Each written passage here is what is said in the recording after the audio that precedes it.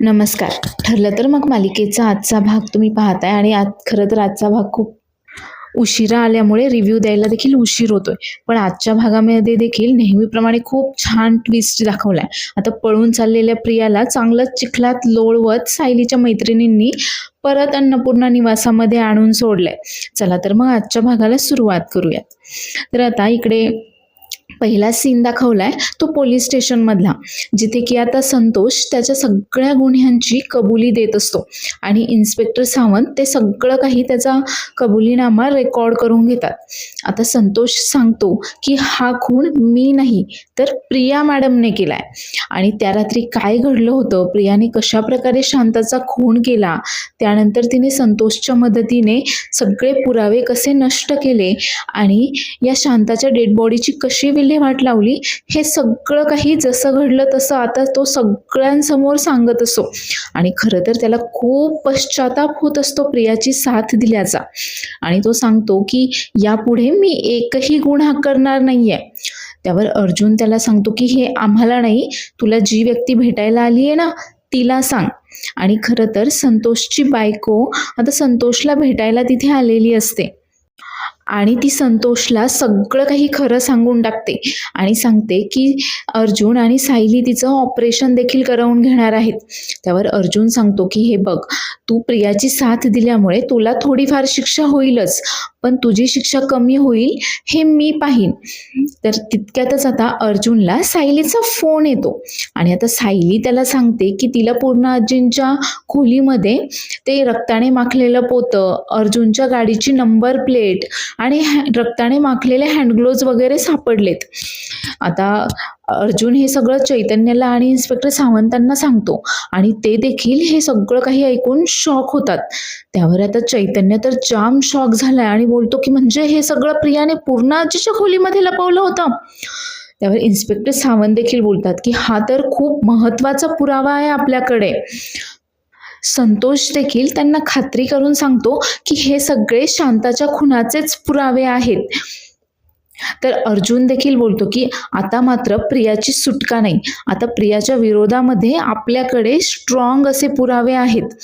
आता अर्जुन घरी जायला निघतो आणि जाता जाता चैतन्याला सांगतो, चैतन्य तुला उद्या 3 कैद्यांना घेऊन घरी यायचंय. त्यावर चैतन्य सांगतो की तू काहीही काळजी करू नकोस, मी सगळं काही मॅनेज करेल. आणि आता अर्जुन घरी जातो. तर आता रात्रीचा सीन दाखवलाय, ज्यामध्ये आता प्रिया अन्नपूर्णा निवासामधनं पळून चालली आहे. पण खरं तर आता घराच्या बाहेरच पोलिसांचा पहारा असल्यामुळे तिला काही इतकं सहजासहजी पळून जाता येईना.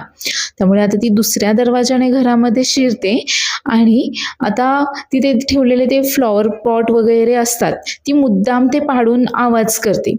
आता हे कॉन्स्टेबल वगैरे त्या आवाजाच्या दिशेने जातात आणि याचाच फायदा घेऊन त्यांना चकवा देत प्रिया मात्र तिथून सटकते आणि जाता जाता बोलते की आता तर मी चालली आहे, पण मी परत जेव्हा कधी इथे परत येईल ना, तेव्हा मात्र तुमच्या सगळ्यांच्या आयुष्यामध्ये वादळ आणणारे वादळ.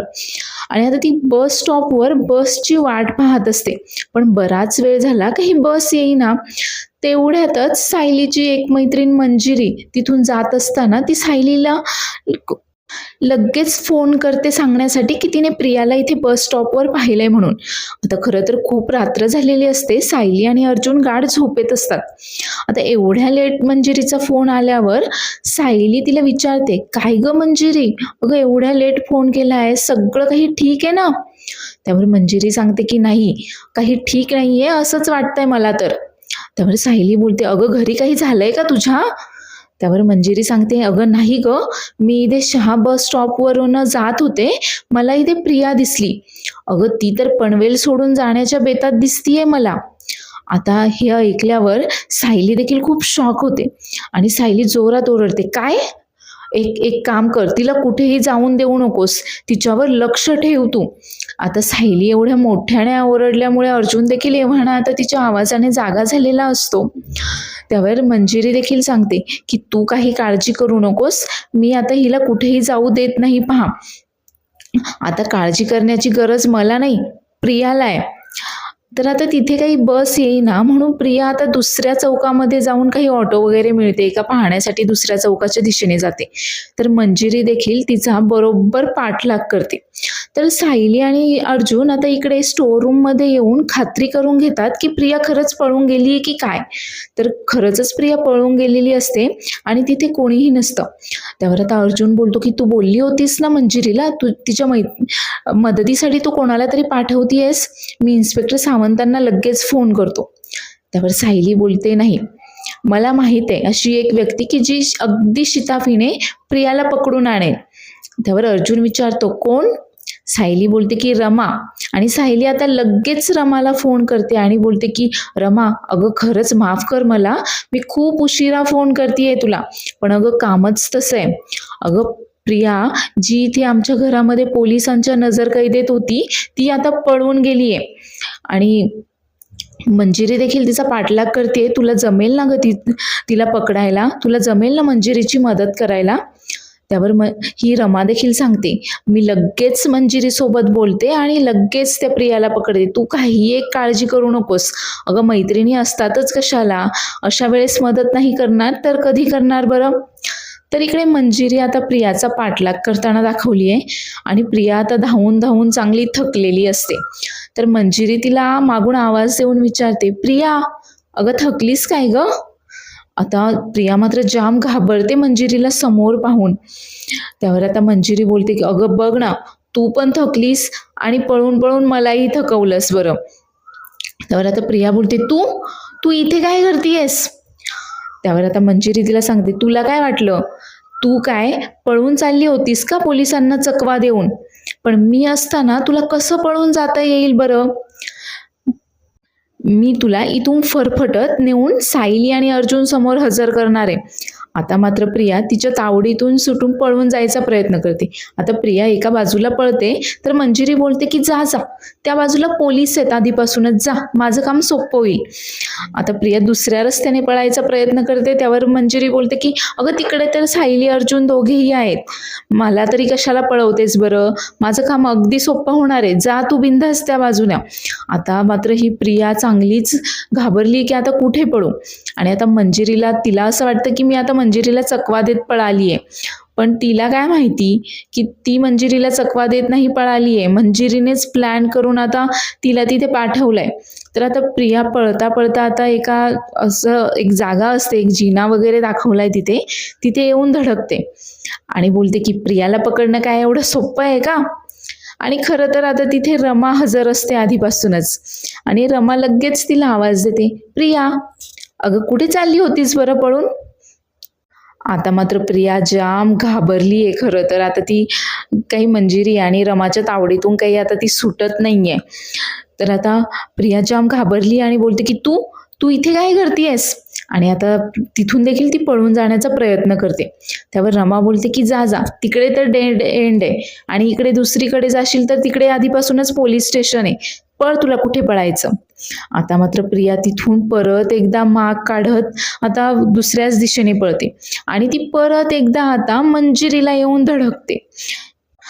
त्यावर मंजिरी तिला बोलते की तुला काय वाटलं होतं की तू सगळ्यांना चकवा देऊन पळून जाशील? अगं आम्ही तुला पळून जाऊन देऊ तेव्हा तू पळून जाशील ना. तू जेव्हा धीटपणे उभं राहशील ना तेव्हा मात्र तुला पाडायला आम्ही हजर असू. आणि मंजिरी जोरात तिला आता धक्का देते आणि समोरच आता एक गटार असतं, खूप चिखल झालेला असतो तिथे. प्रिया बदकन त्या गटारामध्येच पडते.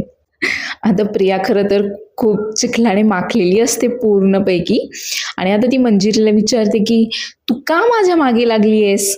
काय मिळणार आहे तुला त्या सायली अर्जुनची मदत करून बरं? त्यावर मंजिरी बोलते की समाधान, समाधान मिळणार आहे आम्हाला सायली आणि अर्जुनची मदत करून. तुला काय वाटलं होतं की तू इतकी आग लावून अशी सहजासहजी पळून जाशील म्हणून? ते शक्यही नाहीये. आणि आता आम्ही तुला सायली आणि अर्जुन समोर हजर करणार आहोत. तुला आता कुठे पळून जायचंय ना, जा. अगं तुझं रूप देखील ना आता तसंच झालंय, तुझं किडलेल्या मेंदूसारखं अगदी. तर आता खरं तर प्रिया परत एकदा त्या गटारातून उठते आणि पळायला लागते आणि आता मात्र समोर तिला रमा बरोबर पकडते. आणि रमा देखील आता तिथे एक कचऱ्याचा ढीग दाखवलाय, त्या ढिगावर आता प्रियाला लोटून देते. आता प्रिया परत एकदा बदकन त्या कचऱ्याच्या ढिगावर पडते. आता खरं तर इथे प्रियाचा अवतार ना एकदम पाहण्यासारखा झालाय पूर्ण चिखलाने माखली आहे आणि ती कचऱ्यामध्ये पडल्यावर सगळा कचरा तिच्या कपड्यांना लागला आहे. तर आता ही प्रिया या दोघींच्या तावडीतून सुटत परत एकदा पळून जायचा प्रयत्न करते. तर आता या दोघीही हसत असतात की पळ पळ, कुठपर्यंत पळायचंय ना तुला, पाहतोच आम्ही. आणि प्रिया आता पळत पळत येतीये डायरेक्ट अन्नपूर्णा निवासासमोर. आणि ती तर जाम शॉक झालीये की मी तर आता परत पळून इथेच आलीये. आणि तिच्या मागोमाग रमा आणि मंजिरी देखील आल्या आहेत तिथे. तर आता मंजिरी बोलते की तुला काय वाटलं होतं, तू सहजासहजी पळून जाशील? तुला शिक्षा आम्ही नाही, तुला शिक्षा तुझेच लोक करणार आहेत, ज्या लोकांचं तू आजपर्यंत सगळ्यात जास्त नुकसान केलेलं आहेस. नाही, ज्या घरामध्ये तू सगळ्यात जास्त चिखल पसरवलायस. पण हे असा चिखल घेऊन तुला काही आम्ही घरामध्ये शिरू देणार नाही आहोत. आणि मंजिरी आता तिथनं पाण्याचा पाईप आणते आणि आता प्रियाच्या अंगावरती तो पाण्याचा पाईप पकडते. नाही म्हणजे प्रिया जी काही चिखलाने कचऱ्याने वगैरे माखलेली असते तिला साफ करण्यासाठी. तर आता प्रिया इथे पूर्ण पाण्याने ओलीचिंब झालेली दाखवली आहे. आणि आता रमा आणि मंजिरी दोघीही मिळून आता तिला तिच्या सगळ्या सुभेदारांसमोर, तिच्या घरच्यांसमोर हजर करतात. आता दरवाजातून आणून ते तिला घरात ढकलूनच देतात. तशी प्रिया परत एकदा बदकन खाली पडते आता. तर आता सगळेजण तिथे आधीपासूनच वाट पाहत असतात की या दोघी कधी प्रियाला घेऊन येत आहेत. आणि तिला समोर पाहिल्यावर अश्विन तर खूप चिडतो आणि बोलतो की तुझी हिंमतच कशी झाली या घरातून पळून जायची. आता प्रिया मात्र बोलते की नाही नाही, मी पळून नव्हते गेले. त्यावर आता प्रताप देखील खूप चिडतो आणि बोलतो की बस बस झालं तुझं. अगं तू पोलिसांना देखील चकवा देऊन पळून गेलीस, तुला थोडंही काही वाटत नाही का? त्यावर अर्जुन देखील बोलतो की तुला काय वाटलं होतं की तू अगदी सहजासहजी अशी पळून जाशील? तर सायली तिला बोलते की अगं माझ्या मैत्रिणी अगदी खंबीरपणे माझ्या मदतीसाठी आलेल्या असताना, माझ्या पाठीशी असताना तू पळून जाशीलच कशी याचा विचारच कसा केलास बरं तू? आता मात्र सगळेच जण बोलत असतात इथे प्रियाला. तर अस्मिता देखील बोलते की नाही म्हणजे आम्हाला त्रास देऊन पोट भरलं का तुझं, म्हणून तू पळून चालली होतीस का? अगं आम्हाला देखील तू आमच्या चेहऱ्यासमोर नको आहेस, पण म्हणून काही आम्ही तुला पळून जाऊ देणार नाही आहोत. तर कल्पना बोलते की तुला ना जेलच व्हायला पाहिजे होती, तू जेलमध्ये असतीस ना तेच खूप चांगलं झालं असतं बघ. आता प्रिया मात्र लगेच आवाज चढवून बोलते की नाही नाही, मी नाही जाणार आहे जेलमध्ये. आणि आता तिचा असा चढलेला आवाज पाहून रमा आणि मंजिरी मात्र चांगल्याच भडकतात. आता त्या दोघीही तिच्या समोर येतात आणि दोघीही आता तिचं चांगलंच कानफाड फोडतात. नाही आता प्रियाचं कानफाड फोडण्यासाठी या सायलीच्या सगळ्या काही मैत्रिणी आल्या आहेत, हे अगदी कॉमन दाखवलंय. जी मैत्रिणी येते ती आता प्रियाच्या कानाखाली देतीये. मग आता या शेवटच्या दोन मैत्रिणी रमा आणि मंजिरी तरी कशा मागे राहणार होत्या बरं. आता त्यांनी पण चांगलंच प्रियाचं तोंड रंगवलंय. आणि आता मंजिरी तिला बोलते की तुला लाज नाही वाटत का ग, सासू समोर असा आवाज चढवून बोलतेस तू? अगं या माणसांनी तुझ्यावर किती प्रेम केलं आणि तू काय केलंस, तू त्यांना प्रत्येक वेळेस फक्त फसवत राहिलीस. तर रमा देखील बोलते की तू आतापर्यंत खूप पाप केली आहेस प्रिया, पण आता नाही, आता मात्र तुझ्या सगळ्या पापांचा हिशोब होणारच आहे. तर आता रमा आणि मंजिरी खरं तर जायला निघतात. तर जाण्यापूर्वी सायली आता दोघींचेही आभार मानते आणि बोलते की तुमची दोघींचेही आभार, तुमची खूप मदत झाली आता प्रियाला पकडण्यासाठी. त्यावर त्या दोघीही सांगतात की अगं मदत कसली, हे बघ आपण 13 जणींनी मिळून प्रियाचा जो काही पर्दाफाश केलाय त्यामुळे आता तिला शिक्षा मात्र व्हायलाच हवी आहे, आम्ही येतो. आणि आता दोघीही आता सगळ्यांचा निरोप घेऊन आता या सायलीच्या मैत्रिणी प्रियाला इथे आणून सोडून निघून जातात. आता त्या गेल्यानंतर सायली मात्र प्रिया समोर येते आणि प्रियाला बोलते की प्रिया फक्त काही तास शिल्लक राहिलेत तुझे आणि त्या काही तासांनंतर तू जेलमध्ये असशील. मग मात्र तुझा हा मुखवटा कायमचा उतरणार आहे, लक्षात ठेव. तुझे अंतिम काही तास फक्त तुझ्याकडे शिल्लक राहिलेत. आता खरं तर सायली असं बोलल्यानंतर प्रिया जाम घाबरलेली दाखवली इथे आणि आता सायली अर्जुन पुढे काय करणार आहेत याचा अंदाज आता प्रियाला देखील नाहीये, की आता ही खरी तन्वी नाहीये. हे आता हळूहळू सगळ्यांसमोर आणायचा प्रयत्न करतायत. याचं काही एक आयडिया आता इथे प्रियाला नाहीये. तर आता दुसऱ्या दिवशी सकाळचा सीन दाखवलाय डायरेक्ट, ज्यामध्ये अर्जुन आता फायनली ते DNA रिपोर्ट्स घेऊन आलाय. नाही, ते DNA रिपोर्ट्सची खरंच आपण देखील खूप दिवसांपासून वाट पाहत होतो. खूप उशीर लावला त्यांनी ते DNA रिपोर्ट्स दाखवायला, पण फायनली आता ते रिपोर्ट्स आले आहेत अर्जुनच्या हातामध्ये आणि अर्जुन आता सायलीला ते रिपोर्ट्स दाखवतो. त्यावर सायली बोलते की ते रिपोर्ट्स काय असणार आहेत आपल्याला माहीतच आहे, पण काही हरकत नाही, तरी पण एकदा आपण वाचूयात. आणि ते दोघेही ते रिपोर्ट्स वाचतात. तेवढ्यातच आता कल्पना त्यांना आवाज देते की सायली अर्जुन खाली या, पूर्ण आजी आली आहे.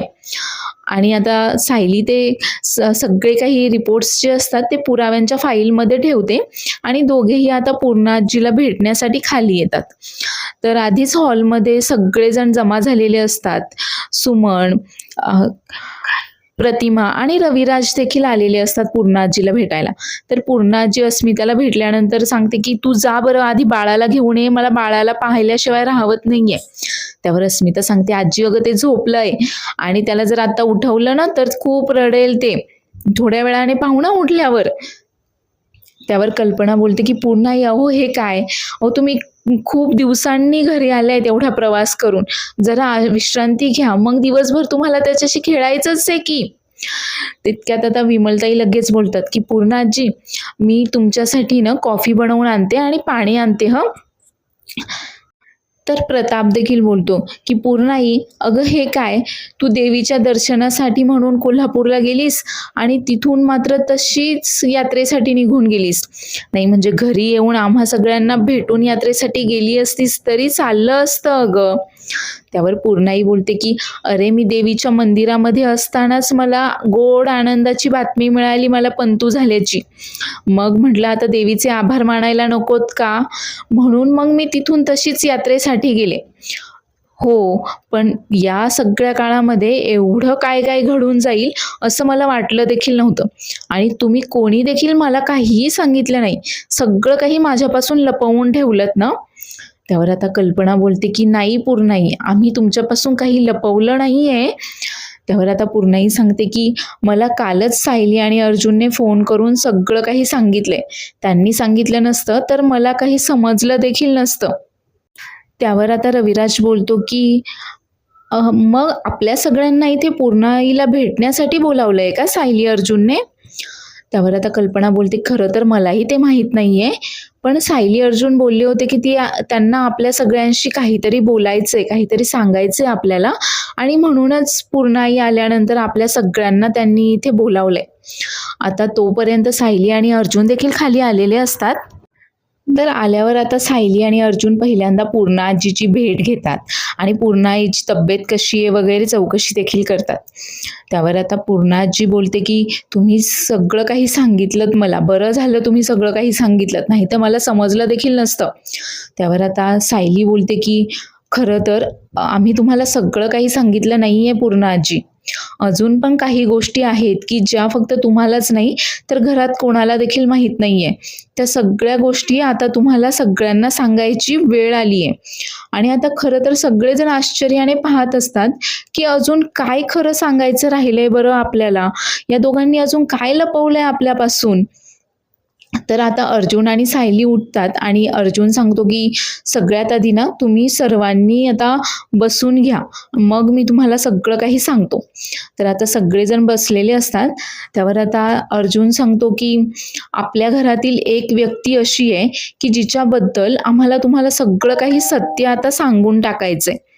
त्यावर आता सुमन विचारते की कोण व्यक्ती, कोणाबद्दल बोलतोयस तू, कोणी फसवलंय आपल्याला नक्की.